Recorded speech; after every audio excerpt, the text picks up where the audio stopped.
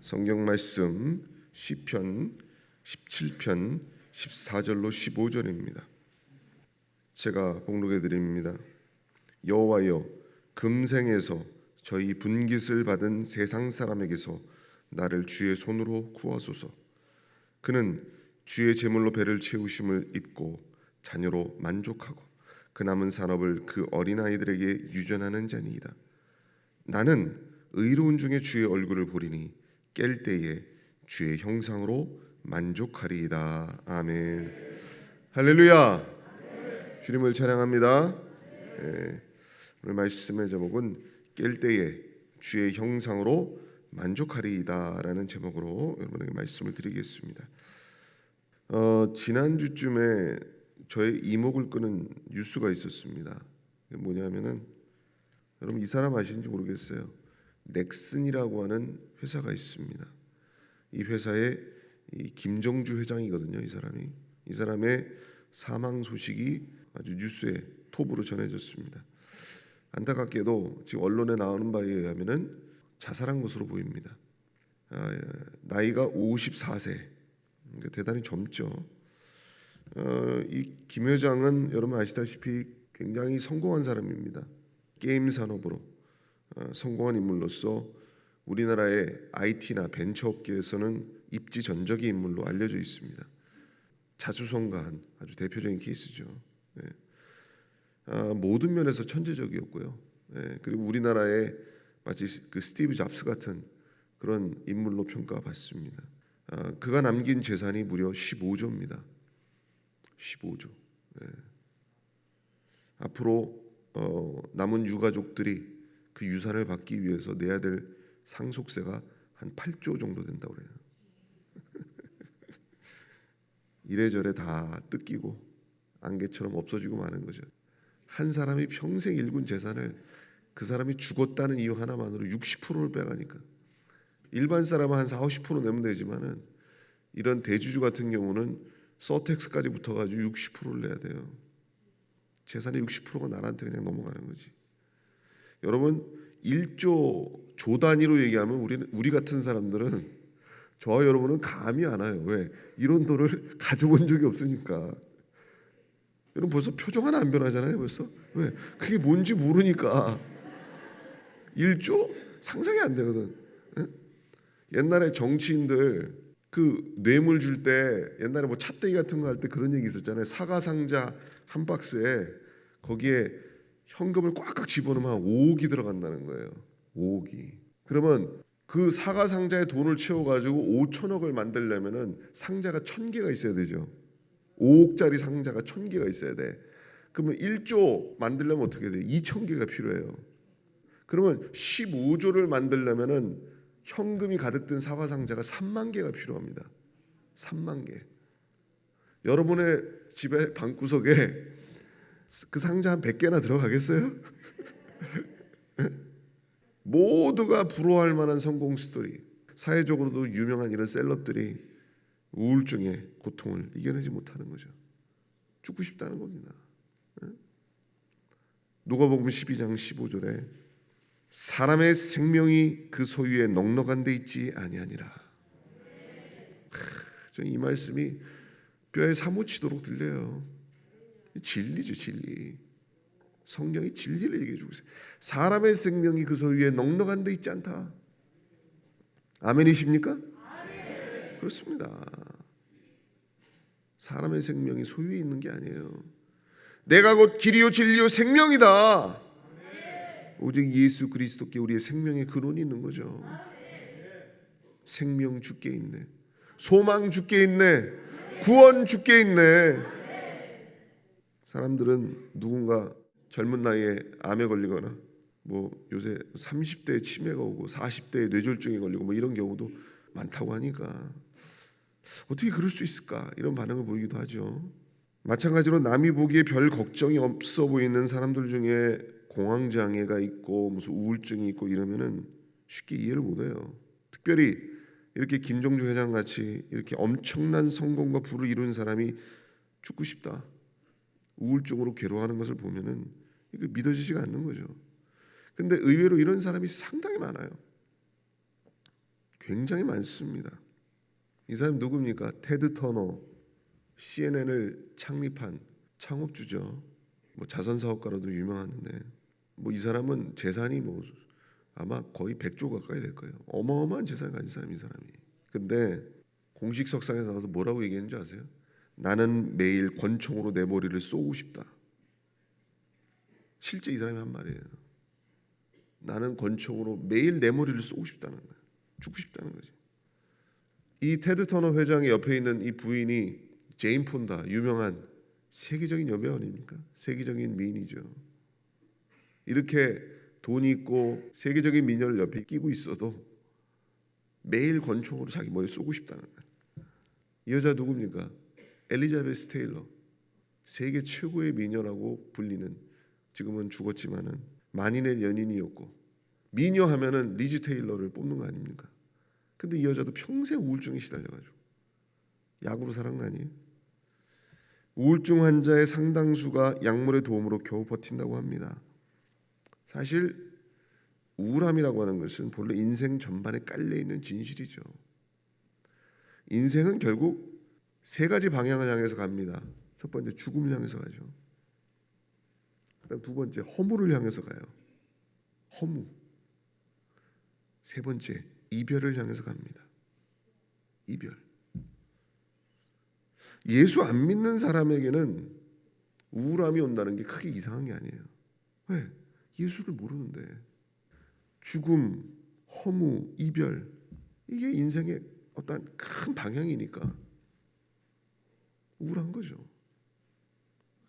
우리는 예수를 믿기 때문에 죽음이 우리와 상관이 없어요. 왜?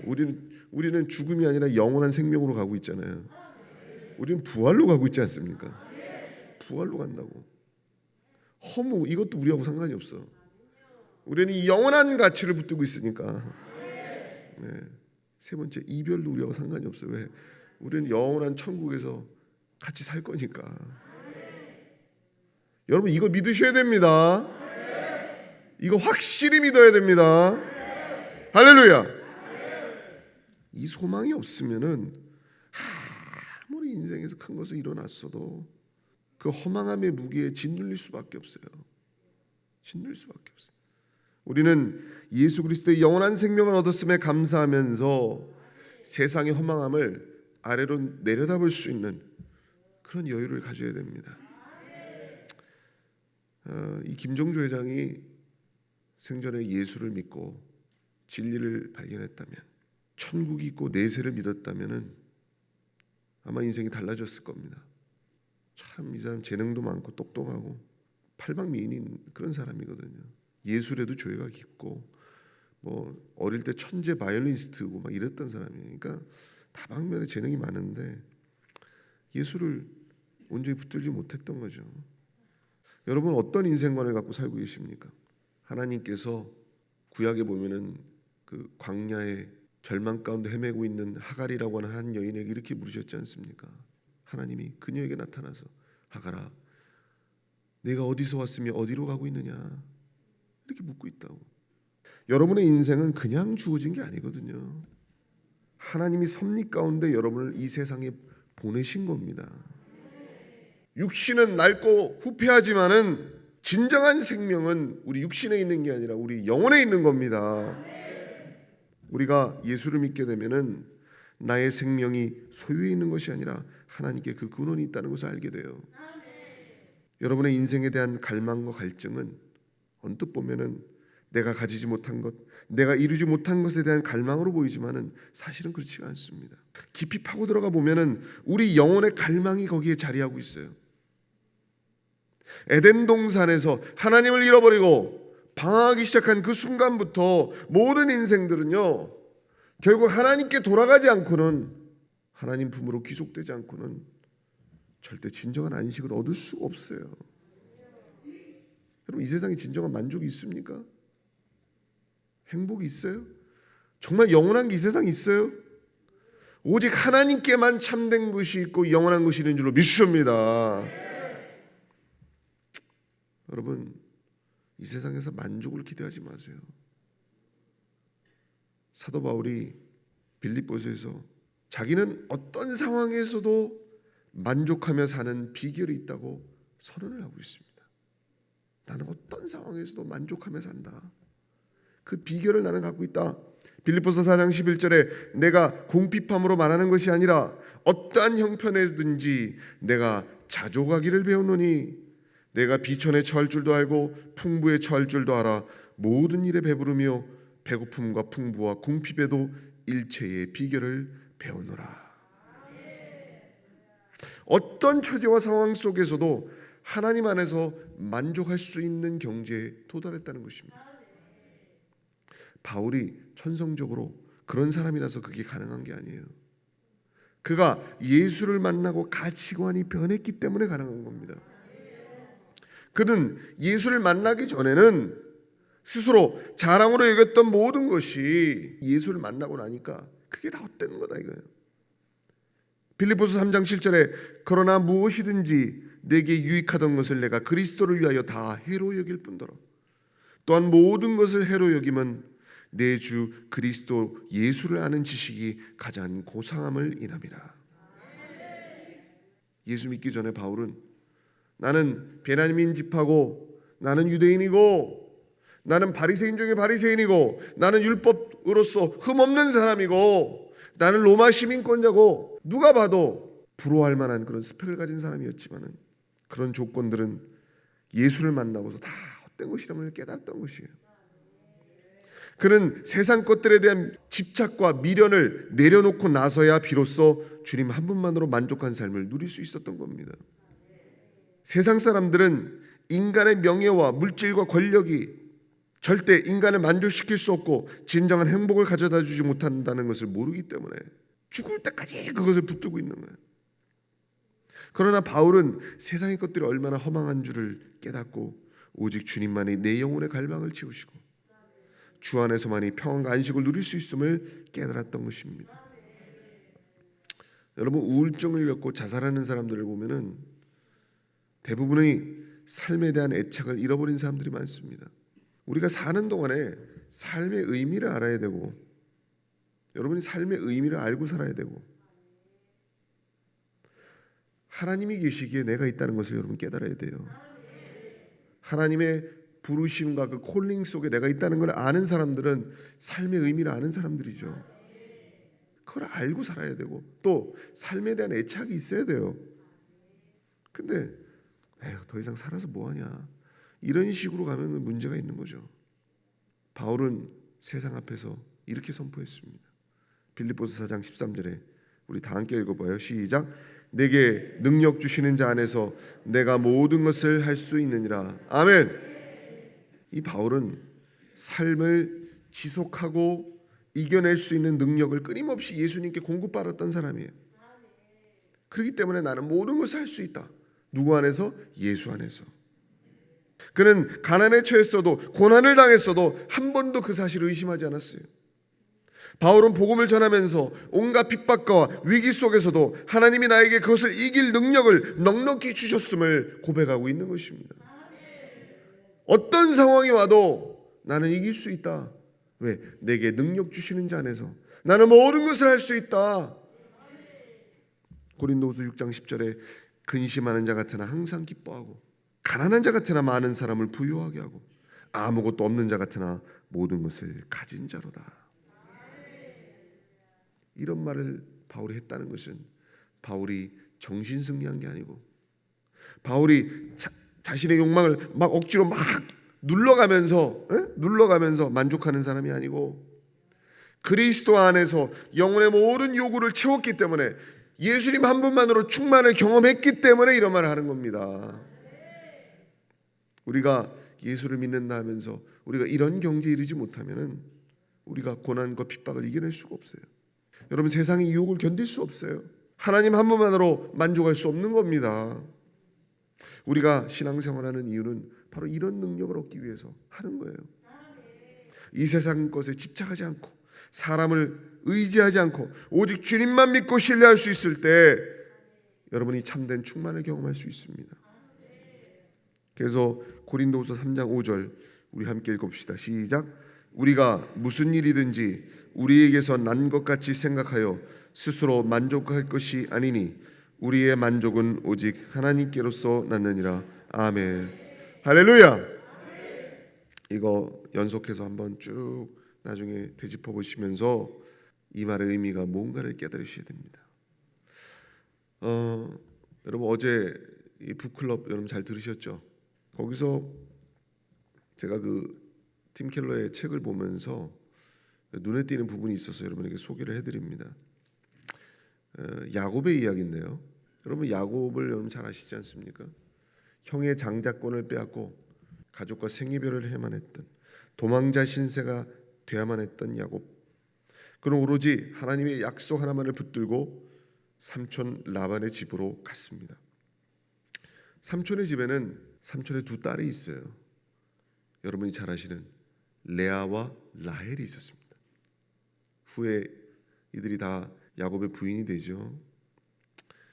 야곱은 운명적으로 라헬에게 강한 사랑의 감정을 느낍니다. 라헬을 사랑하게 됐어요. 야곱은 삼촌에게 그 집에서 7년을 봉사하는 조건으로 라헬과의 결혼을 허락받게 됩니다. 야곱이 라헬을 얼마나 원했는지 7년을 봉사하면서 그 7년이라는 긴 시간을 하루처럼 생각했다는 겁니다. 라헬만 생각하면은 괴로운 게 없는 거예요. 얼마나 사랑했는지. 드디어 7년이 됐습니다. 야곱이 라헬과 첫날 밤을 보내게 돼요. 그런데 웬걸 아침에 일어나 보니까 라헬이 아니라 누구예요? 레아였어요. 기가 막힌 거죠. 야곱은 너무나 충격을 받고 삼촌에게 가서 따져 묻습니다. 삼촌이 어찌 나에게 이렇게 대할 수 있습니까? 어찌 나를 속일 수가 있습니까? 삼촌이 아주 뻔뻔스럽게 뭐라 그러냐. 야, 우리 집안 풍습은 언니보다 아우를 먼저 주는 게 아니야. 그러니까 언니가 먼저 들어가는 게 맞는 거야. 그러니까 너가 7년을 더 봉사하면은 내가 네가 원하는 라헬도 줄게.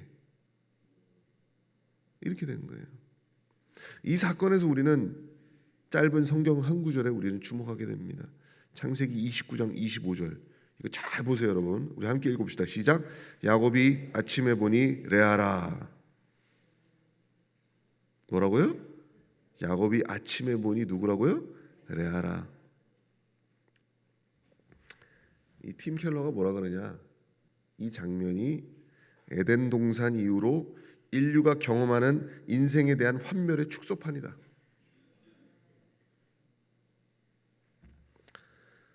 여러분 야곱은요, 잘 들어보세요. 라헬만 얻게 되면은 모든 결핍이 해소되리라고 믿었어요. 7년간 오직 라헬을 얻을 날만을 기대하면서 모든 괴로움을 견딜 수 있었습니다. 그는 라헬과의 그 사랑, 그 로맨스에 내 인생을 다 걸어버린 거예요. 이 여자만 있으면 모든 게 충족될 것이다. 내 모든 인생의 문제가 해결될 거다. 마치 야곱은 라헬을 통해서 구원을 바랬던 것이죠. 그에게 있어서 라헬이 삶의 이유와 목적이 되어준 거예요. 여러분도 이 세상에서 뭔가 잡히지 않는 것을 간절히 바랄 때가 있습니다. 세상의 온갖 것이 여러분에게 그것을 주겠다고 약속해요. 잡히지 않는 건데 줄 것처럼 약속을 합니다. 그러나 세상은 절대 그 약속을 지키지 않습니다. 내가 동경하고 희망하고 갈망하는 것은 동경의 첫 순간에만 그게 잡히는 것 같지만은 결국 현실 속에서는 안개처럼 사라져버리고 마는 것이죠. 우리가 세상의 어떤 것에 기대를 걸고 희망을 걸지라도 여러분은 자고 일어나면 그건 라헬이 아니라 항상 레아임을 확인하게 될 겁니다. 우리가 인생 속에서 무엇을 기대하고 의지하던 간에 하나님 역할을 대신할 수 있는 존재는 이 세상에 없다는 것이에요. 만약 여러분이 무언가 하나님처럼 붙들고 의지하고 살고 있다면은 그것이 사람이건 물질이건 여러분은 결국 실망하고 좌절할 수밖에 없어요. 진정한 안식과 평안은 절대 사람이 줄 수 없거든. 물질이 줄 수 없거든. 오직 하나님만이 나의 참된 목자 되시고 나의 참된 남편 되시고 나의 구원자 되심을 믿으시길 바랍니다. 여러분 인생 속에서 아무리 여러분 뭔가를 기대해도 자고 일어나면 레아레니까. 라헬인 줄 알았는데 깨보면 레아예요. 레아라고. 오늘 여러분 본문 말씀 시편 17편에 제가 최근에 이거 말씀 묵상하면서 참 은혜 받은 말씀인데, 저는 시편을 굉장히 사랑한다고 여러분 말씀드렸어요. 왜? 시편을 읽을 때 이 고백이 나의 고백으로 또 영적인 어떤 집중 속에서 이거를 보게 되면은 정말 주옥 같은 말씀이 너무 많아요. 너무 많아.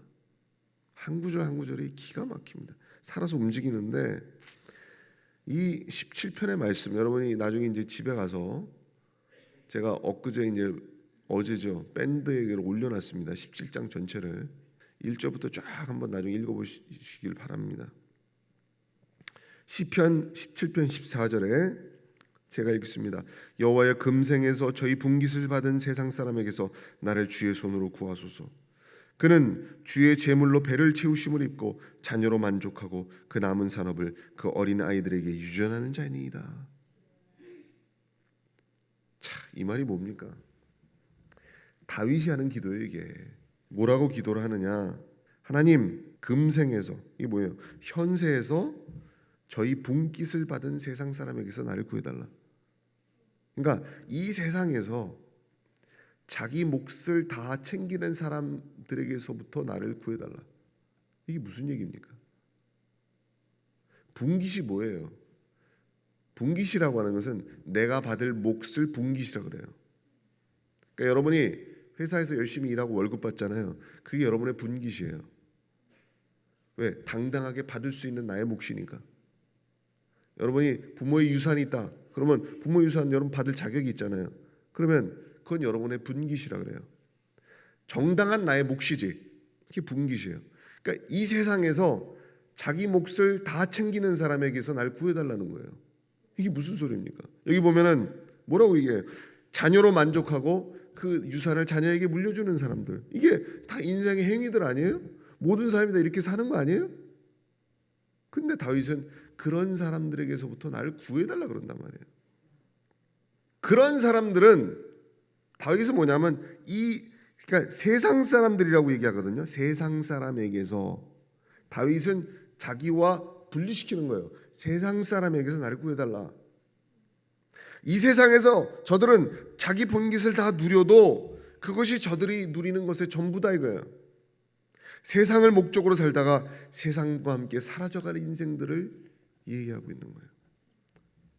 다윗은 나는 절대로 저들의 인생과 같지 않게 해달라고 하나님께 구하고 있어요. 묘하지 않습니까? 이게 신앙의 높은 경지에 올라간 사람들의 얘기예요. 나는 결코 저들의 인생과 같지 않게 해달라. 그러면서 이어서 15절에 놀라운 고백을 하는 겁니다. 15절에 자 읽겠습니다. 시작. 나는 의로운 중에 주의 얼굴을 보리니 깰 때에 주의 형상으로 만족하리이다. 여기서 나는 이게 뭡니까? 아까 세상 사람들 이랬잖아요. 그 세상 사람들과 구별된 자신을 얘기하고 있는 거예요. 세상 사람과 자신을 대비시키는 거지. 저들은 이 세상 것을 쫓는 헛된 인생들일 뿐이지만은 나는 의로운 중에 주의 얼굴을 보리니. 여러분, 주의 얼굴을 본다는 것은 구약에서 하나님의 얼굴을 뵙는다고 하는 것은 가장 신령한 차원에서 주어지는 은혜입니다. 누가 주의 얼굴을 볼 수 있어요? 누가 주의 형상을 볼 수 있습니까? 다윗은 세상에서 얼마나 가졌고 얼마나 누리고 얼마나 이루느냐가 중요한 게 아니다. 나는 거룩하고 의로운 모습으로 최후의 순간에 하나님 앞에 서기를 원하고 있는 거예요. 내가 의로운 중에 주의 얼굴을 보리니. 그리고 이어서 뭐라 그럽니까? 내가 깰 때에 주의 형상으로 만족하리이다. 여기서 깬다는 말은 영어로 when I awake. 내가 잠에서 깬다. 이게 뭐예요?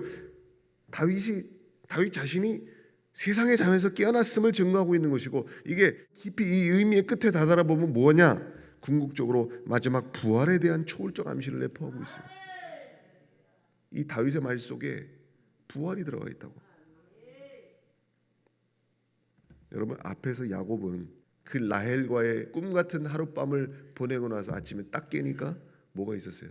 레아가 있었고 인생에 대한 실망이 가득했습니다. 그러나 다윗은 세상의 잠에서 깨어났을 때, 자기가 사망의 잠에서 깨어날 때 오직 하나님의 형상으로 만족할 것임을 힘있게 선언하고 있는 거예요.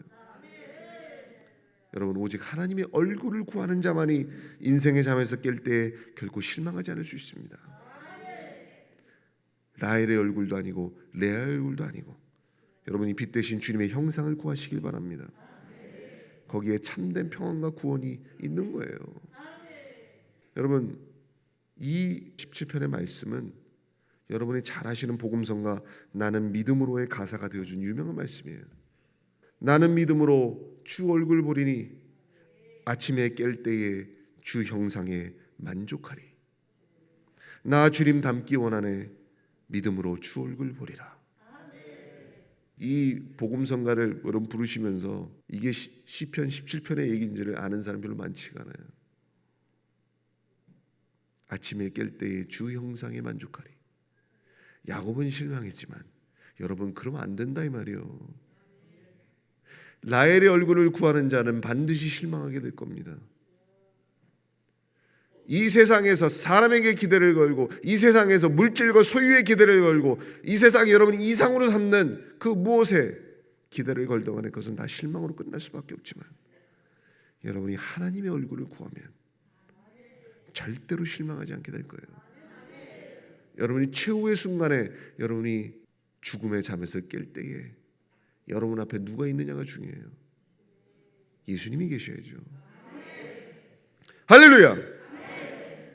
세상의 꼭대기에 올라간 사람들이 허망하게 굴러떨어지는 모습을 우리가 보고 있습니다. 우리는 진정한 구원은 오직 하나님께 있음을 깨닫고 예수님을 더 사랑하고 붙들어야 될 줄로 믿습니다.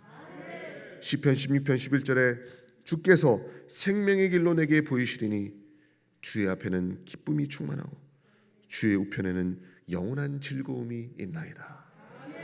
할렐루야. 지금 우리가 코로나로 얼마나 힘이 듭니까? 전쟁의 소식이 있고 또한 국가적 혼란이 있고 영적인 어둠이 가득하지만은 주님께서 생명의 길로 여러분을 인도하실 겁니다. 여러분은 실망할 일이 없어요. 왜? 주님의 얼굴을 보고 하고 있기 때문에. 라헬을 보고 가면은 레아만 있는 거예요. 거기에 깨보면 레아야. 그러나 여러분은 깨어보면은 주님의 얼굴이 있는 거지. 거기에 소망이 있는 거예요. 아침에 깰 때에 주 형상으로 만족하리이다. 이 고백이 여러분의 신앙 고백이 되시기를 주의 이름으로 축원드립니다. 기도하시겠습니다. 하나님, 이 세상은 깊은 절망에 빠져 있습니다. 많은 사람들이 엄청난 부와 성공을 이뤘어도 인생의 꼭대기에서 낭떠러지로 굴러떨어지고 맙니다.